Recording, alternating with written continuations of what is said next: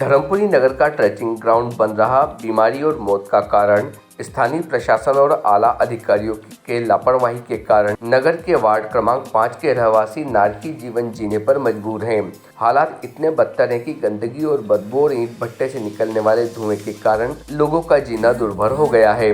इसी के चलते रहवासी चर्म रोग, फेफड़ों की बीमारी से जूझ रहे हैं। यही धुआं एक व्यक्ति की मौत का कारण बन चुका है। वहीं बिना अनुमति मांस की दुकानें संचालित हो रही है। मुनव्वर खान, क्या समस्या है?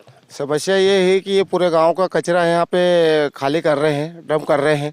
इससे बदबू और बीमारी फैल रही है सब। और गांव के नज़दीक बस्ती के कने हैं ये सब, है ना, उससे बड़ी समस्या आ रही है। और नगर पालिका पे भी हम गए, वहाँ पे कोई सुनवाई नहीं हुई। कलेक्टर साहब करने भी गए, वहाँ भी कोई सुनवाई नहीं होती है ना। तो बहुत परेशान हैं हम सब लोग। और ये जो कचरा फेंक रहे हैं पॉलीथीन वगैरह, इसमें गाय वगैरह पशु हैं, ये सब पॉलीथीन खा रही है। इससे 2-3 गाय की मृत्यु भी हो गई है। बाकी कोई सुनवाई होती नहीं है। गौरतलब तो यह है कि सीएम हेल्पलाइन पर शिकायत पर सीएमओ ने झूठी जानकारी देकर वो भी बंद करवा दी। खुज नदी किनारे फेंकी जा रही गंदगी नर्मदा में मिल रही है, जबकि नगर में करोड़ों की लागत से जल मल निकासी योजना संचालित है। रहवासियों ने इसे निजात के लिए नगर परिषद, तहसील कार्यालय, एसडीएम और कलेक्टर कार्यालय जाकर भी गुहार लगाई, लेकिन प्रशासन आज तक लापरवाह बना हुआ है। रहवासी सगीर अहमद ने बताया कि सीएम हेल्पलाइन पर 6 नवंबर 2021 को शिकायत की थी। सीएमओ ने बिना दुकानें हटाए सीएम हेल्पलाइन पर दुकानें हटाने की झूठी जानकारी दी, जिससे शिकायत को बंद कर दिया गया, लेकिन दुकानें आज तक बंद नहीं हुई। झूठी जानकारी देने वाले अधिकारी पर कार्रवाई की जाने की मांग शिकायतकर्ता ने की है। क्या समस्या है? समस्या हमारी ये है कि मेरा 2021 से 181 पर कंप्लेंट चल रही है।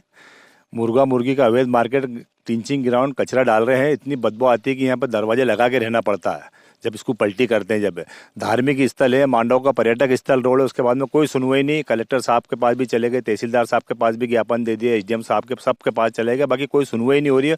और यहाँ पे हमारा रिहायशी इलाकों में अवैध रूप से मुर्गा मुर्गी, मटन मार्केट चल रहे हैं। 2 साल से मेरी कंप्लेंट चल रही है 2021 की। सीएम हाउस में भी गलत सलत जवाब देते हैं और कोई सुनवाई नहीं हो रही।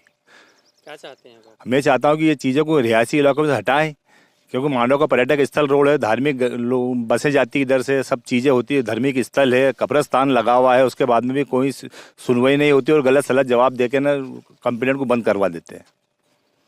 वहीं ट्रेचिंग ग्राउंड की बाउंड्री वाल नहीं होने से कचरा उड़कर लोगों के घरों और दावल शाह पीर दरगाह और कब्रस्तान में फैल रहा है और आसपास मांस की दुकानें होने से परिसर में गंदगी होती है, जिससे मुस्लिम समाज में भी गुस्सा है। मेरा नाम समीर खान में हो, मुस्लिम जमात सदर धर्मपुरी। क्या समस्या है? समस्या ये है कि हमारा जो धार्मिक स्थल है, दरगाह है, कब्रस्तान है, नगर पालिका ने यहाँ पे जो है बरसों से जो कचरा और भयंकर गंदीवाड़ा हो रहा है।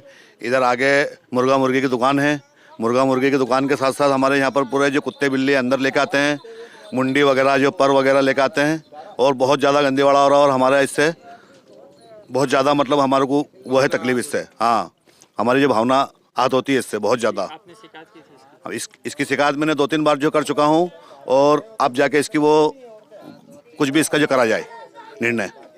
रहवासी महेश बताते हैं कि हमारे समाज को प्रशासन ने यहाँ पट्टे दिए और पूर्व नगर परिषद अध्यक्ष ने 9 रहवासियों को गांव की गंदगी के बीच पीएम आवास दिए, लेकिन गंदगी से निजात नहीं दिलवाई।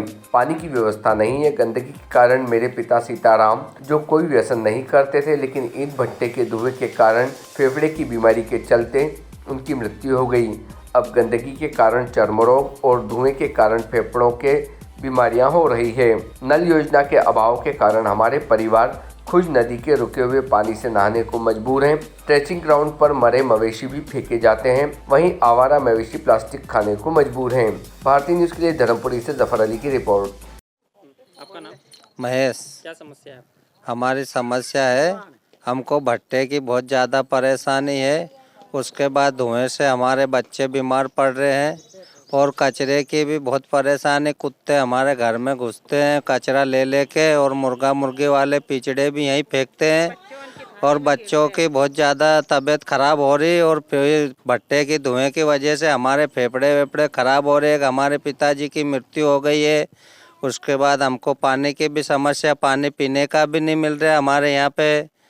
और लाते हैं पानी? पानी हम हैंडपम्प पे से लाते हैं। हैंडपम्प कभी सभी बंद भी हो जाता है, कभी चालू होता है। उसके बाद हमारी कोई व्यवस्था ही नहीं है और हमारी बहुत ज़्यादा समस्या है। ये किस योजना? ये मकान हमको आवास योजना के मिले हुए हैं मुख्यमंत्री की तरफ से, और उसके बाद 12 आवास मिली हुई है। और हमको आवास मिली तो मिली, बाकी हमको परेशानी बहुत ज़्यादा है। पानी की है, कचरे की है, भट्टे की है, सब हमारे को बहुत ज़्यादा दिक्कत है। और छोटे छोटे बच्चे बहुत ज़्यादा बीमार हो रहे हैं और दवा गोली हम अस्पताल में कर कर के बहुत परेशान हैं। हम गरीब लोग हैं, हम पैसे कहाँ से लाएं?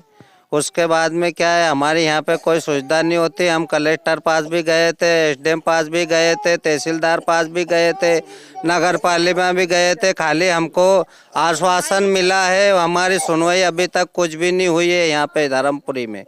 Subscribe now to most exciting channel ever.